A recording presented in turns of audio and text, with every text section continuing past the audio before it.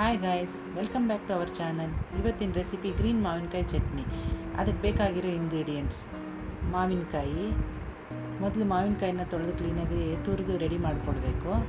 ಮೆಂತ್ಯೆಯನ್ನು ಹುರ್ಕೊಂಡು ಸ್ವಲ್ಪ ಕೊನೆಗೆ ಹಿಂಗೆ ಹಾಕ್ಕೊಳ್ಬೇಕು. ಸಾಸಿವೆನ ಹಾಗೆ ಹಾಕ್ಕೊಳ್ಬೇಕು.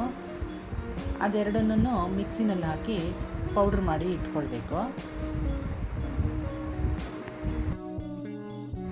ಆಮೇಲೆ ಅದೇ ಜಾರಿಗೆ ಮಾವಿನಕಾಯಿ ತುರಿ, ಹಸಿಮೆಣಸಿನ್ಕಾಯಿ, ನಾವು ಪುಡಿ ಮಾಡ್ಕೊಂಡಿದ್ವಲ್ಲ ಆ ಮೆಂತ್ಯೆ, ಸಾಸಿವೆ, ಇಂಗು ಪುಡಿ, ಅದು 1 ಟೇಬಲ್ ಸ್ಪೂನಷ್ಟು ಹಾಕ್ಕೊಂಡು, ರುಚಿಗೆ ತಕ್ಕಷ್ಟು ಉಪ್ಪು ಹಾಕ್ಕೊಂಡು, ಬೆಲ್ಲನ ಹಾಕ್ಕೊಂಡು ಇದನ್ನು ನೀಟಾಗಿ ಮಿಕ್ಸಿನಲ್ಲಿ ಪೇಸ್ಟ್ ಮಾಡಿಕೊಳ್ಬೇಕು.